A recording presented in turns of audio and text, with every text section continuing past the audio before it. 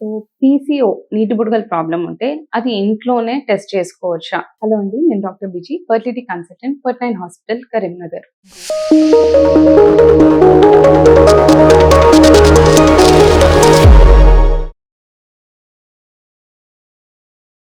ఇంట్లో as such ఒక test చేసి పీసీఓ ఉంది అని తెలుసుకోవడానికి there is no option. So PCO అనేది మనం ఎప్పుడు చెప్తామంటే ఒక పర్సన్ కి పీరియడ్ ప్రాబ్లం ఉండాలి, అలాగే స్కాన్ లో నీటి బుడగలు అనేది కనిపించాలి, అండ్ యాక్నే గానీ అన్వాంటెడ్ హెయిర్ అనేది ఎక్కువ ఉండడం, ఇవి కనిపిస్తే పీసీఓ ప్రాబ్లం అని చెప్తాము. సో ఇంట్లో ఒక టెస్ట్ చేసి ఈ ప్రాబ్లం అనేది అయితే మనం చెప్పలేము, బట్ ఈ సైన్స్ సిమ్టమ్స్ ని గుర్తించుకోవచ్చు. ఫర్ ఎగ్జాంపుల్ ఇప్పుడు period problem more than 35 days పడుతుంది, పీరియడ్ లేట్ వస్తుంది, ఇర్రెగ్యులర్ వస్తుంది, లేక ఈ మంత్ ఈ పలానా డేట్ వచ్చింది, నెక్స్ట్ మంత్ ఏ డేట్ వస్తుందో నాకు తెలియదు, ఇట్లాంటివి ఇర్రెగ్యులర్ పీరియడ్స్ కి సంకేతం అన్నట్టు. అదొకటి.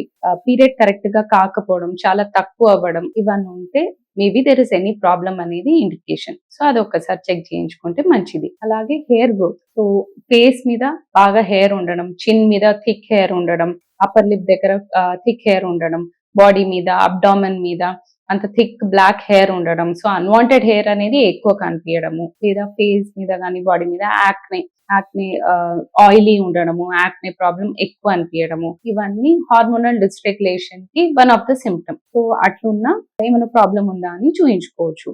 సో పిల్లలు పుట్టకుండా ఈ ప్రాబ్లమ్స్ కనిపిస్తుంది అంటే మేబీ నీటి బుడగలు ఉండొచ్చు అనేది అనుకోవచ్చు. అలాగే కొందరికి మెడ మీద అకాంథోసిస్ అని చెప్తాం. సో మెడ చుట్టూ ఒక బ్లాక్ లైన్ కనిపించడం, ఇదంతా బ్లాక్ అయి ఉంటుంది.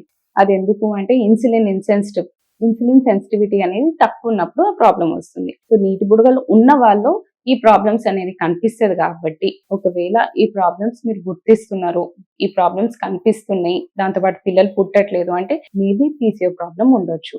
అది స్కాన్ చేసి తెలుసుకోండి. Thank you.